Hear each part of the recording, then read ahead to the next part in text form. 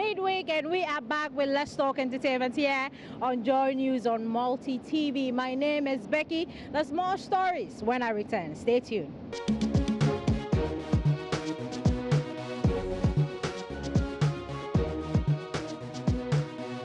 Well, if you've just joined me, you are logged on to the Joy News channel. The show is Let's Talk Entertainment. It's the midweek edition, and we are doing it in grand style. It's Ghana month as well, and so we've been speaking to legendary Ampedu. He was on the Cosmopolitan show with Doreen Ando, and he's been talking lots about music, and we have him right here on Let's Talk Entertainment. Enjoy. What was it like? Basically, everybody will say the reason why back in the day you probably will record an 8-minute song was because when you got into the studio and you got into your element, you had to give your best before everybody had to say cut and you will stop. How was it like recording music back in the day? In the first place, I would say it was very hectic. It wasn't easy at all. No? I came to meet the scene like this. There were no studios in the country. Hmm. There were a few foreign companies that I can remember, Decca and Philips. Periodically, they would be coming with their recording machine, just like a briefcase, small machines. And then they would find a house and put in acoustic materials, and they start the recording. In those days, nobody was allowed to record more than 3 minutes. The time was between 2:45 and 2:50. They will cut you short. Because I want to understand, they brought in four track, their machine was 4-track. And it couldn't contain all the, the sound. The sounds. Right. And so, if your lyrics, your composition were too long, you'll be cut short. So they would be warning you before the recording. So right. they rehearsed to meet the requirement of the recording. So I came to join the fray. When we started, because we were very young, I can see that in those days, young boys were not allowed to play band. But the African Brothers Band, the oldest among us was about 25, wow. 1964, 65. I met Jerry Hansen of Ramblers fame. Right. It was a camera repairer. At that time, I was working with the United Ghana Farmers Council Corporation as a messenger. I went to a house where they had been practicing and met him and said, Papa, me wanyum ope. Papa, I've got some compositions. Do you like them? And he looked at me, my features and demeanor, and said, how could you compose? I don't want any song that you have stolen from somebody. I said, no, I was holding the exercise book. I said, are you sure? He says, okay, sing one and let me see. I sang and I sang another one. I said, you have got a nice voice and the lyrics are good. Okay, tomorrow we are rehearsing here at 4 o'clock. Come and let me introduce you to my guys and let's see what we can do. I went and I sang the same songs. I sang to them and they cheered, and then they said they will accept it. So I taught the musicians how it could be sung, and then they added the accompaniment and they went and recorded, and it became a hit number. That day I slept like mad. Did they pay you some good money? No. I was. You were just happy that they had sang a song. Mommy. So another time when the white man came, I went and said, Master, I've got more. And so bring it. I gave Jerry 8 songs. 8 songs? Yes. In those days, when they come, they will record about only 4 songs. That is 2 plates. The best band. Yeah. If you are not all that best, they will give you only 1 chance.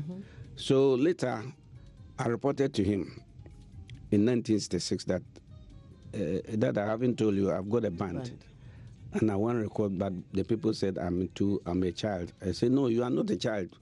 These songs you are giving me, I will introduce you to Phillips.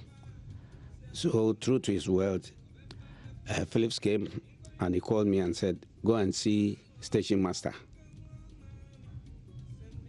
You know Station Master? Joyson. Joyson. Yes. He was their representative in Ghana. Right.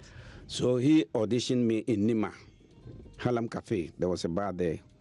And they picked 2 songs, Nana Kwame Ampedu's Ajankadabre and Sumana Suntonko. Right. We recorded and it topped the chart. Yeah. It was released on 21st December, recorded on 14th November 1966. 5 weeks later, it was released and it was on top. So from then on, when they were coming again, I was the first artist they fell upon. Right. And they recorded 3 of my numbers. Right. Then after that, I stepped into the motorway and everything. You started cruising. Yeah, cruising along, and that's how we started. Well, so you've just been enjoying the cruise. Yes. And how did all of that fame get to you? How did you react towards it? How did you deal with the fame? You see, my vision was to prove people wrong that music wasn't a lucrative job. Music wasn't a job that a man must do, because in those days, the general public had negative perception about musicians, and I wanted to prove all and sundry wrong. So I always tried to come out with lyrics that will let people know that there is something in music that can teach the people, that can entertain the people, that can console the people, and that is what I did. And people enjoyed my music, and the popularity started. Yeah, and you brought a lot of fame to the Ramblers, because you also wrote a lot of songs. And I can say that if there's in those days, we would say that a record was broken. It was the African Brothers Band that broke that. I broke that 3 minutes phenomenon. I recorded one song, Meno Nantibium. It was about 450 something. My producer said, no, they can't wax it because the time. Then I said, okay, let me drop it. And then the engineer said, oh, this song is fine. You can take it abroad and wax it. They can wax it for you. So I broke that jinx, and that they stopped everybody, everybody started following the suit. Wow.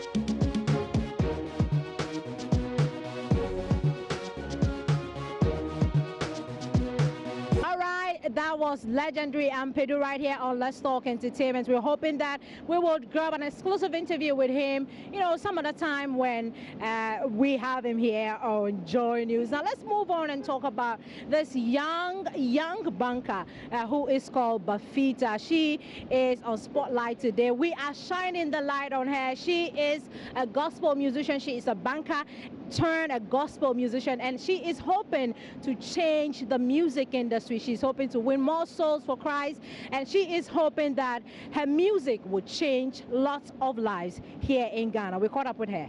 I think that once God has called you and given you a mission, then that's exactly what you can do. I can't imagine myself doing anything but gospel music. So that's how did you start?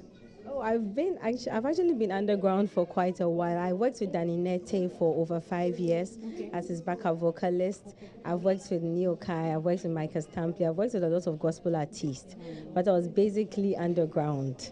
And I guess because of profession, my banking profession, became a bit of a tassel, but now I'm ready to come out with my own stuff. Yeah. So you're merging your banking profession to the gospel music. How many souls are you willing to win for Christ? Millions. Once the music goes far and wide, even people that you don't know personally can be touched. So I'm hoping that the content and the quality and the lyrics, everything about the music will reach out to people all over the world. I would just say that once you have a dream, hold on to it. I've been underground for about 10 years. I kept on dreaming, I kept on working. So it's possible for you to combine career and music and, kind of grow it. Don't give up on your dreams.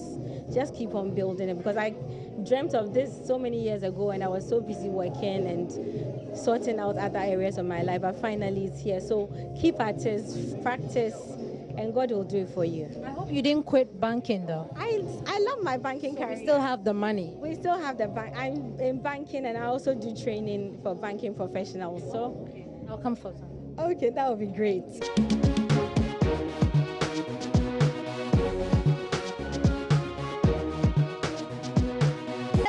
From Bafita and talk about Sir. Do you know Sir? Yeah, that is Ochiame Kwame's son who murdered him on his new song. We'll be playing that right now. But Andy Dusty has been speaking to this young guy, and guess what? He felt nervous when recording the song. Of course, I guessed that he will feel nervous, but he's been speaking right here, and so we have that one for you here on Let's Talk Entertainment. When you grow up, what do you want to be? A scientist. You want to be a scientist? And a rapper, yes. How are you going to combine that? Uncle Stone. Uncle Stone. He's a scientist and a rapper. He's a scientist and a rapper. Yes. So you mean you can do it? Yes. Okay, so why did you decide to feature on your father's song? Actually, he said that he wanted to feature me. And you expressed interest. I didn't say that. You didn't say that. Did he force you to do it? No. About it. What was the experience when you were singing it? Oh, the first time I did it, I felt nervous. But when Daddy told me when he was a rapper, he also got nervous sometimes. I was okay. I heard at a point in time you were crying. Oh, yes. Why? Because I wasn't getting the lines right. So how was the feeling when you got it right? I was very happy. There was a line you said in the song that you are almost brighter than your teacher. Did you say that? Yes. Is it? It was Daddy, because he taught me the rap. Let's move on from Sir and still stay on rap music and talk about Strongman. And now he's been speaking with Miss G right here on Let's Talk Entertainment, and he's been speaking rap. He says that he has done enough, and he thinks that he deserves the best in the music industry. People really understand what I do, and it's not that they are closing their ears to what I do. When I'm on stage, people do respond to my songs so much. So maybe the fact that maybe in VGMA or other awards I'm not nominated doesn't mean that people are closing their ears. They do listen to me very much when I'm on stage. So this year I just need to work maybe a bit harder to get to where people want me to get to. Yeah. Some people think it's attitudinal. Ghanaians, do not really like rap music, and so maybe that's why you're growing at a slow pace. Could it be that? Aside confession, I don't think any song is enjoying airplay than trumpet, and trumpet is a rap song. So it's not that maybe rap is no more relevant in Ghana here. Maybe just that sometimes people need to, hear a bit of singing. Other times they need dance, or sometimes too they need rap. So it's just about you identifying where you are good at, and you know how you are supposed to promote the songs to get there. So that is what, as I first indicated, that is what I'm trying to do this year. Trumpets. Tiflo tells me he was the best on trumpets. Tell me, you also were on trumpets. Give me your assessment of what you did on trumpets. Everywhere. You can even check from the trumpet video. If you like, go and read the comments down the trumpet video. I mean, you can go to YouTube, you check the number of times that people are talking about Strongman. I'm getting votes than any other person on that song, honestly. And I've seen many artists who are top dogs. I wouldn't want to mention names because of certain reasons. When they see you, they are like, hey, Charlie, you killed everybody on that trumpet song. So as a matter of fact, it's not that Tiflo say this and that. Obian Vanessa Bonkum Chenu Krumukwan. So far as Medical will say he did the best, Tiflo will say the same thing, Donzi will say the same thing, but we always know the best.